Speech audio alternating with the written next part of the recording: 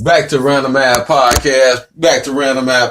And we was just talking about that Jewel situation. And like I was saying, 1 year, I don't hope he get no years. I hope he don't get any years. I'm drinking a little bit. Hope he don't get any years. But if they give him 1 year, I will understand that because you got a gun. You had a gun. But man, them niggas try to get that nigga more than 1 year. I'm like, man, what the fuck going on? You gonna live like a king in the joint for that year. You know how it go. Yeah, but I hope he don't get no years and shit. I hope not either. I was jail upon nobody and shit. No, that shit for the birds. Shit, for real.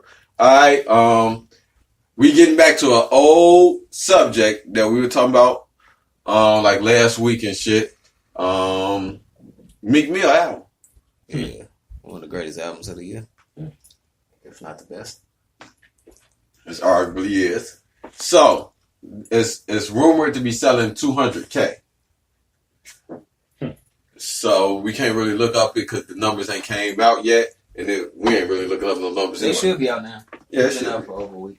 I ain't looking up though, but I mean, it's rumored around 200K. Mm-hmm. And I had the argument that like at least 10 of the damn songs was sampled, and then I found out that he supposed to be trying to come up with another album. Yeah. And I would tell you last, like, I can't see that money making any profit. I couldn't see that CD making any profit for Meek Mill, no matter how great it was. And I didn't think it was better than Astro World. And as far as lyrically, I like the Pusha T album better. And so I like the Nipsey Hussle. Okay. I like the Nipsey Hussle album better. I like both of those better than Meek Mill album. But Meek Mill was top 5. It was a great album. It's actually a classic album if you listen to it. Mm-hmm. But I think Nipsey Hussle was a classic album. I think that Pusha T was classic. And I also think Astro World was classic. Yeah, I think Astro World was a good album. Mm-hmm. So what I'm saying with that, I think Meek is classic. I really do think it's a great album. But I was arguing like he had so many samples, so many guest artists. Yeah. How the hell could he make any money from that? Other than making your face bigger. I don't think, I said like he could have made money off his face. No, I didn't say that. But I should have said he can make money off his face now by the album being so incredible and him being the star that he is building up to be a superstar. Mm-hmm. I don't think he's a superstar yet, but I still think he's building up to be. I think he has this status now. I think he has. With this album. Yeah. With all his whole situation that he's been going through. I think if he could come up with that next album again, he'll be like, if he could do that 2 albums before this year, and this next album could be as good as this one, yeah, I can see that. I think he's been sitting on joints though, and I think like if he got this much confidence to put out an album right back to back after he just put out this big album like this, he got some shit that he's sitting on that he's waiting to put out. And you might be trying to clear that money from them samples. But how? Cause like he's a major artist, so he could clear that. No. I'm talking about like how would you like we just talking about the Avengers, right? Avengers 3, Infinity War. We just talking about that. This nigga T wasted on the week. So we just talking about that.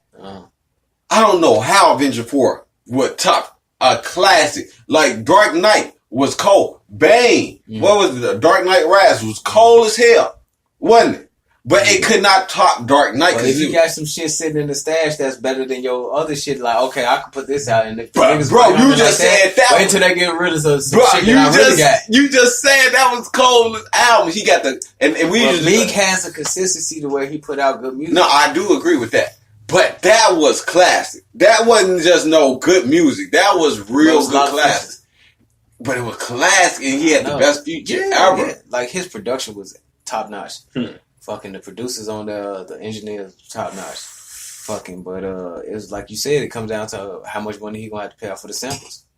Like, ain't no telling what type of deals he got behind the scenes, but we just speculating. But like, according to regular industry shit and have what we know about clearing the sample or what a nigga gotta pay, shit. That's just looking true. That shit from a top artist catalog. Shit, yeah. Like I know he's Ken, like not Ken, but he got a real good affiliation with Jay and shit, because he used Jay beat on one other shit and he managed by Rock Nation. But it's still like you still gonna get your percentage points. Niggas might not charge you the 5 percentage points. They might only get you with the 2. But that's still 2%. 2% of some money now. Some samples cost what? $500,000 sometimes. Shit. Joe said he got hit with like 45% or 50% from this shit. Yeah. Man, he's still making money off of it, but it's just taking a little percentage off of this shit. Like, you know? man. Like it could be but that's the thing. I don't see none of his songs being Pump It Up, Juicy, H to the V. He don't have. Why he have a classic album? Did you hear a classic song? Did you hear Amen? Amen is a classic song. Did you hear any of that on this thing that could play on the radio or streaming constantly? Not really, but I hear some shit on there that's like that could keep your attention for a couple months. Oh no, I've been playing that shit for the whole week and shit. It keep my attention, but I don't think he got that streaming, radio, ringtone hit where you just got to constantly go play that one song, go hit that one song. And sometimes in this industry, to me, in my opinion, I think that hurts the artist for some damn reason. Like you having to call, like Rick Ross. Rick Ross to me has this thing where he's so consistent at albums, but I think he's been lacking on that hit. No, but then he sustains himself with the features. Because it gives people just enough, like, damn, Ross snapped on that, so let me go listen to his album. Or hear what he got to say and shit. And it feeds over to his sales. And that's what Meek don't got with this album. He don't got a hit, like a radio hit, to where he could, like, okay, well, this could sustain me to where I could, this could be my first major single off this that's going to sell this album. True. He's, like, basically getting off the features off of this. Because people checked for that Cardi B. They were checking for Cardi B's verse. Yeah, because everybody wanted like he had a lot of controversy. That Jay-Z shit, they were checking for Jay-Z verse. Yeah. So he Big Sean that in that moment, but that's why he probably trying to come out with another album so quick to get that hit. True. Is that perfect? That was just a good album, consistent album with a good listen through all the way through, but it don't got no big standout hits like that. Nah. And see, that's why I thought, like, man, like, I hope he do put out another album. And since Meek been on the run, because I've been liking what he been doing, even when he was getting his ass whooped by Drake and shit. I've been still liking his music, what he been doing. He been aggressive still. Yeah.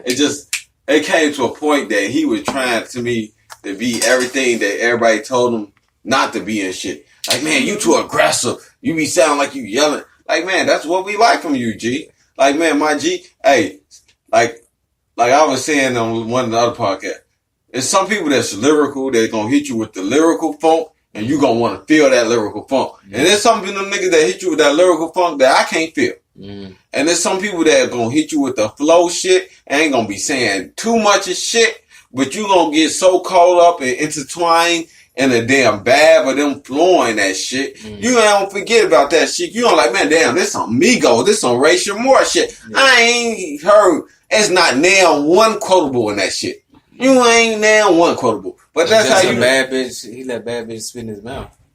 No, I ain't talking about me. Took away from that. I ain't, damn. But I wasn't even talking about Meek at the same time. Okay. But I was just saying, like, it's just certain styles and shit. Like, man, everybody ain't got to be lyrical. So sometimes I said this about us and shit. Like, I remember Raymond, he was trying to be, not Raymond, because I didn't want him to do this. It was one of the artists that wanted to be too versatile. I'm like, no, spit what you know and prove what you know. Yeah. Because trying to be too versatile, you can't reach every audience. True. Yeah, then you're going to start sounding disingenuous. They gonna be like, man, he just putting on. He just putting on, man. Like, man, go back and talk about the race and shit.